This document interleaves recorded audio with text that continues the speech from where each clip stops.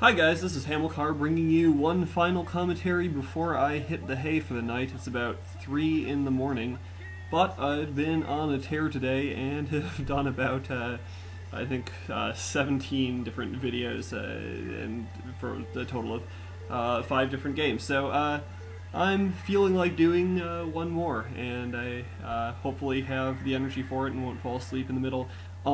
I don't think I will fall asleep in the middle because this is a game between Stork and Nada, two very exciting players and two of my favorite players of their respective races.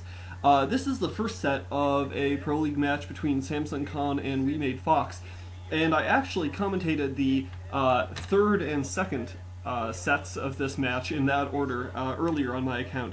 And to be honest, as I said at the time, the reason why I did those then was because they were the shortest games of the set, and I just wanted to get some practice doing commentaries without having to worry about splitting or having difficulty uploading a whole lot of videos to YouTube at once.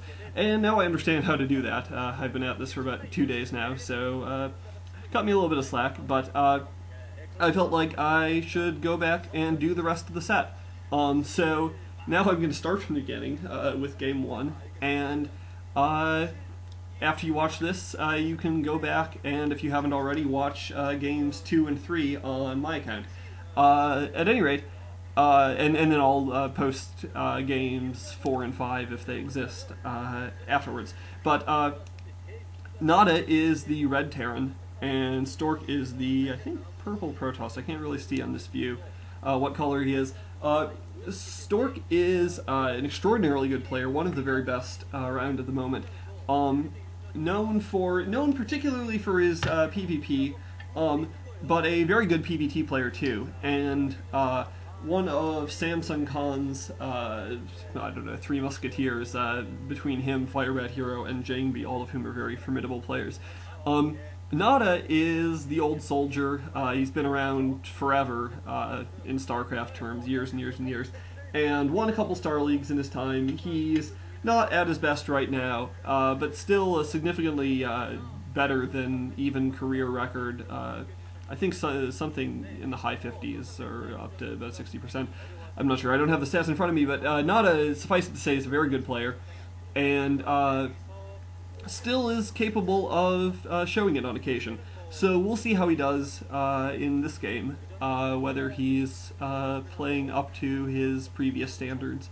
Or whether he's not. But at any rate, standard builds from both players, both going for Nada's going for the wall and Stork's going for a quick tech build. The map is Andromeda, and Andromeda tends towards relatively standard play, relatively macro intensive play. I think this is the map that has the internal mineral only. So is it? I think so. So players will tend to get 3 bases relatively fast and spend some time macroing up before they push out. In the meantime, the players are scouting each other, and Nada sending out his scout in the wrong direction. Stork has a Dragoon out, so he should be able to ward off Nada's scout when it finally gets there. This first-person view isn't very informative.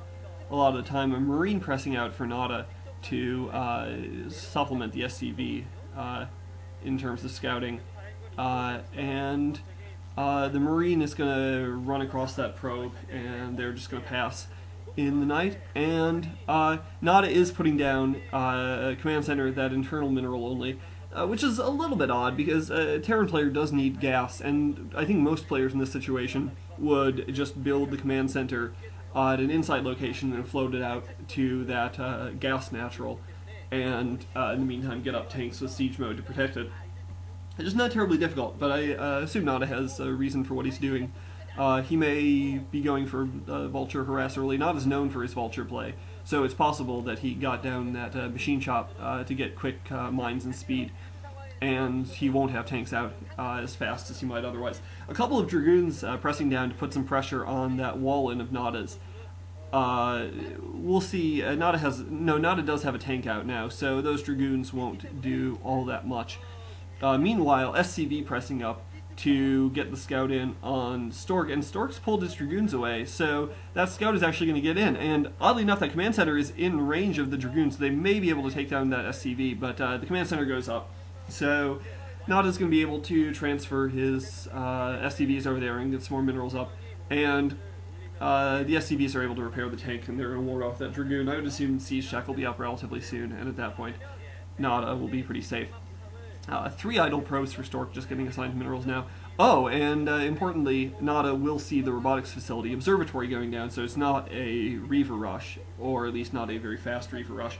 And now Stork's putting down his natural. He knows that Nada went for that inside command center, so he knows that it's not a 2-fac push coming. Siege Tech's still going, I think, unless he switched to something else. Oh, and Stork is double expanding. He's putting down his inside nexus at the same time. I'm not sure if he's cleared out that SCV yet. If he hasn't, then Nada might sense a vulnerability and push out while those 2 Nexi are warping in. But it looks like he did get rid of the SCV before he did that. So he should be reasonably safe. Nada is pushing out with a small force, but it's 3 tanks and 3 vultures. Probably won't be enough to deal any sort of killing blow. Stork doesn't have a lot of forces on the ground, though, so we'll see how he can hold it. He has 5 Dragoons out now, and that probably should be enough.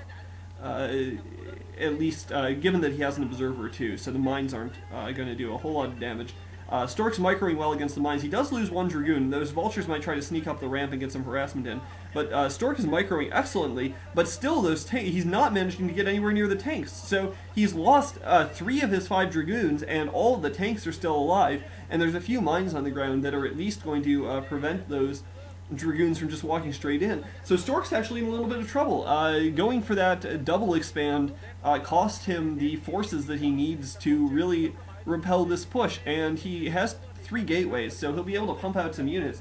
But with Nada able to siege, at least presumably siege pretty soon at the bottom of that ramp, it looks like he went for mines before he got sieged, but he is pulling back now. I'm not sure why that is. He could have sieged the bottom of the ramp, and I think Stork would have been in some trouble. Robotics support bay is down now, so Stork is going to go for Reavers, and might be able to get some effective harassment out. It looks like a 3rd command center is going down for Nada, so Nada's going to try to seize an economic advantage, but he might be vulnerable to harassment as a result. But no, he has turrets going down, so he is ready to defend against Reavers, I think. And a couple of turrets there. It's still possible to do an effective Reaver harass. We've seen a lot of suicide shuttles just dropping the Reavers in the middle of a bunch of turrets and dying while the Reaver kills a lot of workers in recent games. So we might see something like that. Stork's going to go around the long way, and he might be able to find a path through the turrets around the bottom, or just drop them behind the gas natural that's going up now. Armory going down, and Stork is claiming the island expansion at the 12 o'clock, so he's going to even things up with Nada economically that way. Still a little bit behind, though, from sinking those 400 minerals into that nexus that got taken down. So we'll see how Stork can recover. He's got the Reaver out now, or got another Reaver. I don't know what that first shuttle was. Oh, the first shuttle was just dropping off the probe, obviously, so not going for any sort of roundabout harass. But now he does have the Reaver, and he's pushing down with some Dragoons too, so he might just use the Reaver to support the Dragoon push. I'm sure Siege Tech has to be up by now, though. So combined with those turrets, I don't think this push is going to be very effective. Citadel of Adun going down, so Stork's thinking about transitioning into Templar tech. That Nexus is still just in the early stages of warping in. So Nada is going to have a significant economic advantage for a little while, and Stork's going to have to do something to even things up. Very good defenses by Nada against this Reaver harass. The Reaver takes a hit from the siege tank too, so Stork's not going to be able to get anything done here. Turrets all over, and that engineering bay to spot, and the siege tank to do damage. So Stork's been stymied pretty effectively here. It looks like Nada trapped one of his SCVs in the back building supply depots there. But, well, Stork... I'm not sure if Stork's taken his gas natural. yet, but he is. Yeah, he has. Okay, so he got the gas natural up. So he's at 3 bases to 3, and he'll be at 4 bases to 3 shortly. So he should be able to recoup the damage he took early on, and things should reset a little bit. Stork is just posturing outside Nada's base. He knows he can't push in against all those tanks, but he does want to, I think, intercept any vultures that head out to harass. No upgrades going down at the forge, which is interesting. You'd think with 4 bases mining, he'd have the resources to do that, to invest 100 minerals and 100 gas and weapons 1. Barracks floating up is going to see the 12 o'clock position, so Nada's going to know. Oh no, Nada lands the barracks, and Nada's going to build a marine, I think. He has an academy down, so he could build a fire bat too, which might be more effective. But he's building some sort of unit there. Stork does have a shuttle, so Stork's going to bring it back